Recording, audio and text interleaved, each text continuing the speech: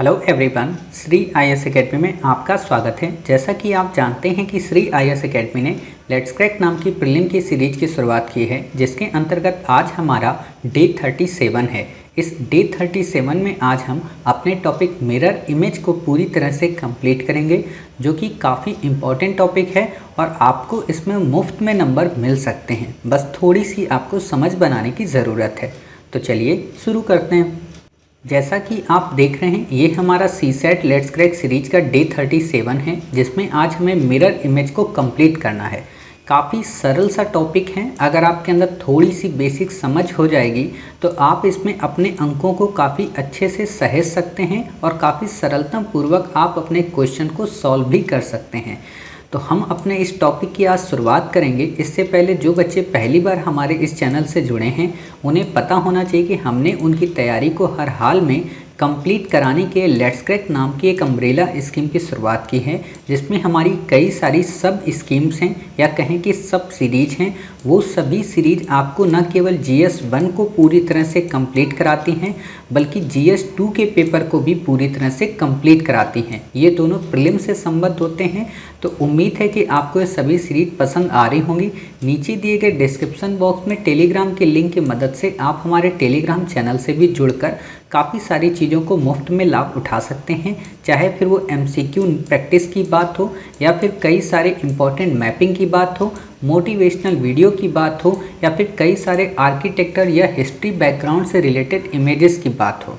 तो उम्मीद है कि आप उस चैनल से जुड़ेंगे और अपनी तैयारी को और भी ज़्यादा स्ट्रॉन्ग करेंगे। तो आज हम अपने टॉपिक की शुरुआत करते हैं। इसमें कुछ भी आपको बस नहीं करना है।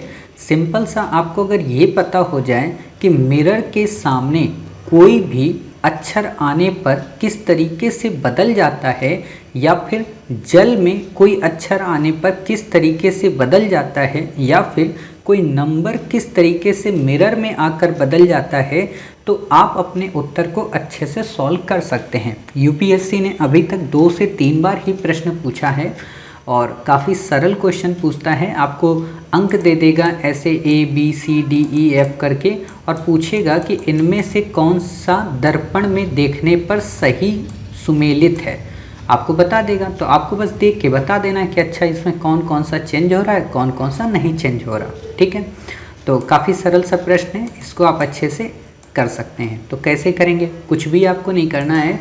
बस आपको यहाँ पे हर एक अक्षर को ध्यान से देखना है, कौन सा अक्षर बदल रहा है, कौन सा अक्षर नहीं बदल रहा। इसको आप अपनी एक जगह पे लिख लीजिएगा, इससे आपको काफ़ी फ़ायदा मिलेगा। ठीक है, तो देखते हैं कौन कौन से अक्षर हैं। जैसे A है, A कभी भी नहीं बदलेगा। ठीक है, A जो अक्षर है वो जैसा है वो वैसा ही रहेगा। ठीक है, A कभी नहीं चेंज होता, दर्पण में देखें या सामान्य तौर पर। B जो है वो हमारा चेंज हो जाएगा। B यहाँ पे आप ऐसा देखोगे, बट अगर आप उसे दर्पण में देखोगे तो वो उल्टा हो जाएगा। क्लियर, इतना आपको समझना है। C भी आपका चेंज हो जाता है। C भी आपका दर्पण में देखोगे तो ऐसे उल्टा हो जाएगा। क्लियर, D भी आपका चेंज हो जाता है। D अगर आप इसमें ऐसे देखोगे, दर्पण में आपका ऐसे हो जाएगा। क्लियर, E भी चेंज हो जाता है। F भी आपका चेंज हो जाता है। क्लियर, ऐसे आप देख रहे हैं सारे बने हुए हैं। G जो है, G भी आपका चेंज होता है। कई बार बच्चे G को लेकर कंफ्यूज रहते हैं। ठीक है, तो आपको G हमेशा ऐसे याद रखना है, ऐसे बन जाता है। क्लियर, H जो है वो नहीं चेंज होता है। I जो है वो नहीं चेंज होता है। J चेंज हो जाता है। UPSC ने J पर ही एक बार क्वेश्चन पूछा है। तो हम आपको विगत वर्षों के जब प्रश्न अपने पार्ट 39 और पार्ट 40 में जब कराएंगे, तो वहाँ पे आपको ऐसे क्वेश्चन हम दिखाएंगे कि J पे कैसे UPSC ने आपसे क्वेश्चन पूछा है। क्लियर, दूसरी बात ये है कि जो K है वो आपका चेंज हो जाता है, आपका L है वो चेंज हो जाता है। ठीक है, M है आपका, ऑलरेडी हमने PDF आपकी प्रोवाइड करा दी है। तो आप इन सभी अक्षरों को देखिएगा आराम से और उनको एक जगह पे मेंशन कर लीजिए, और जहाँ पे आप सिनॉप्सिस वगैरह आपने स्किप किए हुए हो वहाँ पर इन सबको भी वहाँ पर चिपका दीजिए। क्लियर, तो ये आपके लिए यादगार बन जाएंगे और आपका 1 से 2 क्वेश्चन सॉल्व करा देंगे। ठीक है, M जो है वो आपका नहीं चेंज हो जाता। O जो है वो आपका नहीं चेंज होता है। P जो है वो चेंज हो जाता है, N भी है वो भी चेंज होता है। N देखो कैसे चेंज होता है, N ऐसे होता है, ठीक है। बट आप जब दर्पण का यूज करेंगे तो N आपका ये हो जाएगा, ठीक, यानी कि बीच वाली जो डंडी है वो चेंज हो जाती है, ठीक। Q आपका चेंज हो जाता है, Q यहाँ पे ऐसा होता है और जब दर्पण में आप देखेंगे तो Q ऐसा हो जाएगा, क्लियर। R आपका चेंज हो जाता है, S जो है वो आपका चेंज हो जाता है, ठीक है। T आपका नहीं चेंज होता, U आपका नहीं चेंज होता, V आपका नहीं चेंज होता, W आपका नहीं चेंज होता। अब आप में से कई सारे बच्चों ने एक चीज़ देखी होगी, अभी बता रहे हैं, X जो है वो आपका नहीं चेंज होता, Y आपका नहीं चेंज होता और Z आपका चेंज हो जाता है, ठीक है। Z में क्या खूबसूरती है कि Z ऐसा होता है बट जब आप दर्पण में देखते हैं तो ऐसा हो जाता है। अब मैं आपको एक बात बताऊं, 11 जो अक्षर हैं वो नहीं चेंज होते। और आपको पता होना चाहिए कि जब आप अपना चश्मा बनवाने जाते हैं तो क्या होता है, चश्मे वाले की दुकान में क्या चिपके होते हैं, अक्षर सबके होते हैं ना, ध्यान से देखना, वो अक्षर सब यही होते हैं। A या तो होगा, M या तो होगा, O होगा, X होगा, Y होगा, ठीक है, और आपका क्या होगा, H होगा, I होगा, T होगा, U होगा, V होगा, W होगा, क्लियर। ये अक्षर होते हैं जो वहाँ पे हमेशा आपको लिखे हुए मिलेंगे और आपसे कहा जाएगा आप देख कर बताइए आपको साफ साफ दिख रहा कि नहीं दिख रहा। क्यों? क्योंकि ये चेंज नहीं होते, दर्पण में भी देखें चाहे जैसे देखें, क्लियर। तो इतनी बातें आपको क्लियर हो गई। अब आपसे सिंपल सा ऐसे क्वेश्चन पूछेगा कि आपको दे देगा ABCD करके कोई स्पेलिंग दे देगा या आपको कोई नाम दे देगा। सपोज़ कीजिए आपको नाम दे दिया उसने, कुछ भी नाम दे दिया, मान लीजिए आपको नाम दे दिया अल्फ़ा, ठीक है, ALPHA। आपसे उसने क्या कहा कि दर्पण में इसकी क्या आकृति बनेगी, क्लियर। तो आपको क्या पता है कि जो हमारा A है वो चेंज नहीं होगा, यानी कि A हमारा ऐसा ही सेम का सेम रहेगा। आपको अच्छे से पता है कि L आपका चेंज हो जाएगा तो आपको L ऐसे कर देना है, ठीक है, जैसा चेंज होगा। आपको पता है कि P भी चेंज हो जाता है, P ऐसा है तो P यहाँ पे कैसा हो जाएगा, P आपका ऐसा हो जाएगा, ठीक। फिर आता है H। आपको अच्छे से पता है कि H और I चेंज नहीं होते, हम H को ऐसे लिख देंगे, A को हम ऐसे लिख देंगे। कहने का मतलब अल्फ़ा को हम ऐसे लिख सकते हैं, ठीक है। और आपको जानकर हैरानी होगी कि जब आप इंडिया के राज सिस्टम, अगर आप कभी इंटेलिजेंस ब्यूरो में जाएंगे तो जो हमारे आतंकवादी होते हैं, हमारे क्या होते हैं, मतलब जो दुश्मन देश के आतंकवादी होते हैं, वो इन्हीं कोडेड वर्ड्स का उपयोग करते हैं। वो क्या करते हैं, ऐसे ही पूरी की पूरी स्पेलिंग लिख दिया करेंगे और उनका तो हालांकि लिखने का तरीका अलग होता है। ऐसे वो लिखेंगे, मान लो L, ठीक है, P, H, फिर A, फिर B, फिर 2, 3, 4, 5 ऐसे नंबर डाल देंगे ताकि बच्चे कंफ्यूज हो जाएं। और ये सिर्फ उनके जो दूसरे कमांडर हैं उनको पता होता है कि कैसे हमें इसको इनकोड करना है, इन डिजिट्स को। और आपको जानकर हैरानी होगी, हमारे इंडिया का राज सिस्टम इस चीज़ को काफ़ी अच्छे से इनकोड कर लेता है और पता कर लेता है कि आखिरकार दुश्मन देश क्या अपना मैसेज भेजना चाह रहा है, ठीक है। आप हमेशा एक चीज़ और देखेंगे, जब आप मूवीज़ वगैरह देखते हैं ना तो उसमें क्या होता है, अल्फ़ा वन, डेल्टा टू, ये सब कोड होता है। मतलब डेल्टा का मतलब वो अपना कुछ रखे होंगे लोकेशन का, ठीक है। तो इसलिए मैंने आपको ये चीज़ बताई, तो ये यहाँ पे काम आती है। और एक और बात बताएं, मैंने अपने व्यक्तिगत जीवन में भी इस दर्पण से कई सारी इन्फॉर्मेशन निकाली है। इन्फॉर्मेशन का मतलब जैसे कोई मान लीजिए मेरा दोस्त है, हालांकि मेरे दोस्त तो रहते नहीं हैं, कोई भी मान लीजिए पर्सन है, वो कहीं पे घूम रहा है, कहीं घूमने गया, किसी शॉप में गया घूमने, जैसे मैंने 2-3 बार ऐसे निकाला है कि कोई पर्सन किसी शॉप में घूम रहा है, ठीक है। मुझे नहीं पता कि वो शॉप की लोकेशन कौन सी है, शॉप कहाँ पे है। मैंने, क्योंकि उसने पिक डाली स्टेटस पे, मैंने क्या किया, उस पिक को दर्पण के सामने लगा दिया तो पीछे उसकी वॉल पे जो कुछ लिखा है वो सीधा होकर आ जाएगा। क्योंकि जब आप पिक खींचेंगे ना तो जो पिक्चर्स में पीछे नंबर्स लिखे होंगे, दुकान का नाम या कुछ भी, वो उल्टे हो जाते हैं। बट आप सामने उसके दर्पण लगा दो तो आपको सब सीधा दिख जाएगा। फिर आप उसे गूगल पे सर्च कर लो, पता चल जाएगा कि वो पर्सन फला कहाँ पे इस समय है। कई बार ऐसी चीज़ों का उपयोग हमारे पुलिस सिस्टम के द्वारा भी किया जाता है जब उन्हें किसी अपराधी को पकड़ना होता है, ठीक है। मान लीजिए किसी दुकान उन्होंने चोरी की और दूसरे शहर में जाकर वो बस के वहाँ पे सेल्फी ले रहे हैं, तो उस सेल्फी के पीछे की जो इमेज है ना, वो डिजिट चेंज होकर आती है दर्पण की तरह। तो उसको पुलिस क्या करती, दर्पण के सामने लगा के चेक कर लेती कि वो किस दुकान के सामने खड़ा था, समझ गए। तो वहाँ पे काम आता है। कई बार जब आप IAS IPS बनेंगे तो आपको ये चीज़ें वहाँ पे उपयोगी हो सकती हैं, ठीक है। तो इस तरीके से आपने यहाँ पे ये देखा कि कई सारी चीज़ें चेंज हो रही, जैसे ए नहीं चेंज हो रहा, मतलब 11 डिजिट हमारे चेंज नहीं हो रहा है। हमने देखो मेंशन भी कर दिया है, ए नहीं चेंज होता है, ठीक है, एच नहीं, आई नहीं, ये 3 हो गए, ठीक है। चौथा एम, पाँचवा ओ, छठा टी, सातवां आपका यू है, आठवां वी है, नौवां डब्ल्यू है, 10वां आपका क्या है बताइए एक्स है, 11वां आपका वाई है। क्लियर? ये आपको याद नहीं रखने, अपने आप याद रहेंगे। आप कई बार अगर इनको देखते रहेंगे तो आपका सवाल अपने आप यहाँ पे सही हो जाएगा, ठीक।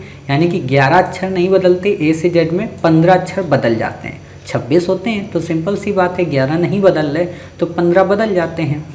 11 अक्षर कौन से हैं? ए है, एच है, आई है, एम ओ टी है, एम ओ टी है, U V W X Y, मतलब इतने अक्षर हैं जो नहीं बदलते। आप चाहें तो इनको अलग से मेंशन करके लिख सकते हैं, ठीक है। अब बात आती है नंबर की। नंबर हमें 9 तक ही देखने होते हैं। क्यों देखने होते हैं? क्योंकि ऑलरेडी 9 के बाद तो फिर सब आपस में जुड़कर ही कोई ना कोई नंबर बनाते हैं, ठीक है। तो इसमें क्या है, इस नंबर में तो 0 है नहीं बदलता, 1 है बदल जाता है, ठीक है। 1 इधर ऐसा होता है, डंडी ये होती है, ठीक है, और यहाँ पे ये ऐसी हो जाती है। क्लियर? 2 आपका बदल जाता है, क्लियर, ऐसा हो जाता है। 3 आपका बदल जाता है, ऐसा हो जाता है। 4 आपका बदल जाता है, क्लियर। तो ये आपको ध्यान रखना है, ठीक। क्वेश्चन आपसे पूछा जा सकता है। 4 आपका बदल जाता है, 5 आपका बदल जाता है, ठीक है, 6 बदल जाता है आपका, 7 बदल जाता है, 8 नहीं बदलता है, ठीक है, 9 बदल जाता है, और आपको 10 का तो याद ही नहीं रखना है, ठीक है, क्योंकि यहाँ 0 आ जाएगा फिर 1 आ जाएगा तो कन्फ्यूज़न है, वो नहीं याद रखना है। यानी कि सिंपल सी बात है कि 0 से लेके 9 तक, यानी कि 10 अंकों में से केवल 2 अंक नहीं बदलते, 0 और 8। आप में से कई बच्चों को लग रहा होगा सर आपने गलती से 10 अंक बोल दिया क्या? तो नहीं, समझदारी से बोले हैं, क्योंकि 3 ये हो गए, 3 ये 6 हो गए, और 2 8 हो गए, ये 2 10 हो गए, क्योंकि हमने 10 को नहीं लिया, 0 को ले लिया था, ठीक है। तो ये आप समझ गए कि 0 से 8 यानी कि 0 और 8 2 बदल जाते हैं, समझ गए। सॉरी, 2 नहीं बदलते हैं, बाकी सब बदल जाते हैं। अब देखो क्वेश्चन आपको ऐसे आता है, ठीक है, मिरर आपको लगा दिया, ऐसे क्वेश्चन दे दिया आपको। और एक बात और बताएं आपको, कई बार क्या होता है कि जैसे ये मिरर आपको दिया ना, ये नीचे मिरर लगा दे अगर आपको, या वाटर इमेज, ठीक है, ये एक ही बात होती है, मतलब कोई इसमें चेंजेस नहीं आता है। मतलब कहाँ पे चेंजेस नहीं आता? जल प्रतिबिंब में, मिरर में नहीं। मिरर तो ये आपका सीधा होता है, ठीक है। अब अगर नीचे को कोई मिरर लगा दे, या कोई आपसे ये कह दे कि जल में आप प्रतिबिंब देखें तो आकृतियाँ कैसे बनेंगी, तो यहाँ पे एक अलग सिस्टम होता है, उसको हम अभी दिखाएंगे। बट यहाँ 1-2 सवाल कर लेते हैं। जैसे रीजनिंग आपको दे देगा लिख के, सपोज करो रीजनिंग तो हम लोग पढ़ ही रहे हैं, ठीक है। अब आपको यहाँ पे क्या पता है, पहले ये देखो, आपको पता है ए नहीं बदलता है, ओ नहीं बदलता है, आई नहीं बदलता है, क्लियर। यानी कि आपको अच्छे से पता है ये 3 अक्षर इसमें नहीं बदलेंगे, तो आप इन 3 अक्षर को ऐसे ही मेंशन कर दो, ठीक है। ए ओ आई, आप लोगों ने मूवी देखी होगी ना, उसमें ए ओ आई बोलता है। अब होगा क्या ना कि जब आप ए ओ आई लिखते हो तो आपको ऑलरेडी आंसर में 1-2 विकल्प कट हो जाएंगे, ठीक है, बट फिर भी नहीं हो रहा तो आपको चिंता नहीं करनी है। अब ए ओ आई हो गया, आपको एन को पता है, एन चेंज होके क्या हो जाएगा, ऐसे हो जाएगा, ठीक है। अच्छे से आपको पता होता है कि एन आपका चेंज होके ऐसा हो जाता है, क्लियर। साथ ही आपको क्या पता है, जो ई है आपका, ये ई, ये क्या होगा, ये चेंज होगा, ये इस तरफ को ई ऐसा है, ठीक है, ये इस तरफ को ऐसा हो जाएगा, क्लियर। ये ध्यान देना। अब यहाँ पे कई बच्चे सोच रहे होंगे सर आपने ए ओ आई ऐसे ही लिख दिया, ऐसे नहीं लिखना है। मतलब हम अभी तो आपको अक्षर बता रहे हैं, कौन सा चेंज होगा कौन सा नहीं चेंज होगा। अभी हम दर्पण में आपको करके नहीं बता रहे हैं, ठीक है। दर्पण में क्या होगा कि ये जो जी है ये पहले आएगा, एन उसके बाद आएगा, आई उसके बाद आएगा, ठीक है। यहाँ पे ये क्रम बदल जाता है, ये भी ध्यान रखना है आपको। तो अब जी आपका चेंज होता है तो आपने जी को ऐसे मेंशन कर दिया, एन आपका चेंज होता है आपने एन को ऐसे कर दिया, आई आपका चेंज ही नहीं होता, एन आपका चेंज होता है। यहीं से आपको पता चल जाएगा इतना ही करने से कि आपका आंसर क्या होगा। वो आपका चेंज नहीं होगा, ठीक है। एस जो है वो आपका चेंज हो जाएगा, ठीक। ए आपका चेंज होता नहीं है, समझ गए। तो ऐसा आप कर सकते हैं। और एक काम और भी आप कर सकते हैं कि आप ऐसा ये उल्टा लिख कर ना इसको दर्पण में चेक कीजिएगा, आपको रीजनिंग ऐसा ही लिखा मिलेगा। या रीजनिंग पे आप दर्पण को लगाइएगा, आपको ऐसा ही लिखा हुआ मिलेगा, क्लियर। ये रियलिटी है, मजाक नहीं है। ऐसा ही आप साइंस का कर लेंगे, तो इसमें ज़्यादा समझाने की ज़रूरत है नहीं। आप यहाँ पे बस ये देखिए क्या क्या नहीं बदलेगा। आई नहीं बदलेगा आपका, ठीक है, और क्या नहीं बदलेगा, बस सिर्फ आई ही नहीं बदलेगा, बाकी सब बदल जाएंगे। एम्बुलेंस है, आप देखते होंगे कई बार बच्चों को एक यहाँ पे थोड़ा लॉजिकल चीज़ मैं बताना चाहता हूँ, हालांकि आप में से कई सारे बच्चों को पता होगा कि अक्सर कहा जाता है ना कि एम्बुलेंस कभी भी सीधा नहीं लिखा होता है। एम्बुलेंस की गाड़ी में हमेशा, एम्बुलेंस की गाड़ी में जो आगे का लिखा होता है एम्बुलेंस, वो उल्टा लिखा होता है ऐसे, ठीक है। ऐसा क्यों लिखा होता है? ऐसा इसलिए लिखा होता है क्योंकि जो आगे पर्सन व्हीकल चला रहा होता है उसका जो शीशा होता है पीछे वाला ना, पीछे को देखने वाला साइड शीशा, जो साइड मिरर होते हैं गाड़ी के, ट्रक के या कार के, तो उस शीशे पे जब ये एम्बुलेंस जाता है तो सीधा दिखता है, ठीक है। तो उसको पता चल जाता है कि पीछे उसके एम्बुलेंस है, तो इसलिए वो उसको साइड दे देती है, ठीक है। अब सोचो अगर यही एम्बुलेंस वो सीधा लिखते तो उसके मिरर पे तो उल्टा छपेगा ना, वो तो समझ ही नहीं पाएगा। तो इसीलिए ये एम्बुलेंस इसलिए उल्टा लिखा जाता है। वो लोग गलत नहीं होते, वो लोग इसलिए लिखते हैं ताकि इस एम्बुलेंस को, वर्ड को जब मिरर के सामने वो जाएगा, किसी भी मिरर में, साइड मिरर के, तो वो सीधा डायमेंशन कर देगा। क्लियर? तो आप ये समझ सकते हैं कि क्यों एम्बुलेंस में शब्दों को उल्टा लिखा जाता है, समझ गए। और पीछे हमेशा सीधा लिखा होगा, पीछे कभी उल्टा नहीं लिखा होगा। पीछे की साइड में हमेशा क्योंकि गाड़ी पीछे थोड़ा ना जाएगी, आगे ही जाएगी एम्बुलेंस। पीछे क्यों आप बताइए सीधा लिखा होगा? क्योंकि पीछे इसके जो गाड़ी होगी ना वो समझ जाएगी अच्छा आगे एम्बुलेंस है, उसको जाने दो, हमें ओवरटेक नहीं करना है। क्लियर? फिर भी कई सारे मक्कार लोग होते हैं जो एम्बुलेंस को साइड नहीं देते हैं, तो ये गलत चीज़ है। तो आप समझ गए। अब आता है संख्या वाला, 9, 8, 3, 6, 5। आपको पता है 8 नहीं बदलेगा, ठीक है। 5 बदल जाएगा, 6 बदल जाएगा, 3 बदल जाएगा, 9 बदल जाएगा, आप ऐसे मेंशन कर सकते हैं, ठीक है। फिर संख्या और डिजिट दोनों को मिक्स कर दिया, तो आप देखो 8 नहीं बदलेगा, आपको अच्छे से पता है। बाकी इसमें V नहीं बदलेगा, बाकी आपका सब बदल जाएगा, ठीक। अब बात आती है नीचे अगर मिरर लगा दिया जाए, ठीक है, ऐसे मान लो अगर लिख दिया जाए तो संख्या क्या आएगी, या वाटर इमेज। इसमें क्या है? इसमें कुछ नहीं है, इसमें कुछ संख्याएं हैं जो नहीं बदलती हैं, तो आप बस उनको देख लो। जैसे 9 अक्षर हैं वो नहीं बदलेंगे, जैसे आपका B नहीं बदलेगा, C नहीं बदलेगा, D नहीं बदलेगा और E नहीं बदलेगा, H, I, K, O, X ये नहीं बदलेंगे। बाकी 17 अक्षर आपके बदल जाएंगे, यानी कि आपका A भी बदल जाता है, ठीक है, A ऐसे उल्टा हो जाएगा, आपका G बदल जाएगा, M बदल जाएगा, S बदल जाएगा, T बदल जाएगा, N बदल जाएगा, H नहीं बदलेगा, B नहीं बदलेगा, यानी कि B वहाँ बदल जाता था, यहाँ नहीं बदलेगा। H वहाँ नहीं बदलता था, यहाँ भी नहीं बदलेगा। I वहाँ पे नहीं बदलता था, यहाँ पे भी नहीं बदलेगा। और C वहाँ बदल जाता था, यहाँ नहीं बदलेगा, ठीक है। D वहाँ बदल जाता था, यहाँ नहीं बदलेगा। अब आपको ये चीज़ें को याद रखनी है, ठीक है। इसमें मेरा कोई काम नहीं है, इसमें आप ही को सब याद करना, सब कुछ रटना है। मैंने सारी इमेजेस बना दी हैं, इसीलिए मैं कह रहा हूँ कि 26 के बाद ना उसमें आपको मेहनत करनी पड़ेगी। J है, P है, P बदल जाता है, ठीक है। V है, बदल जाता है, W बदल जाता है, WM बन जाता है। X है, नहीं बदलता, Q बदल जाता है, K नहीं बदलता, E नहीं बदलता, F बदल जाता है, L बदल जाता है, R बदल जाता है, Y भी बदल जाता है और Z भी बदल जाता है, ठीक है। तो इतना आपने देख लिया ये। फिर आता है आपका आकृति वाले। कई बार यूपीएससी आपको ऐसी आकृतियाँ दे देती है और पूछती है कि मिरर में इसकी इमेज सही कौन सी है, ठीक है। तो आपको क्या करना होता है? कुछ नहीं करना होता है, जो आकृति दी है आपको उसी हिसाब से आकृति को मेंशन कर देना है। कैसे कर देना?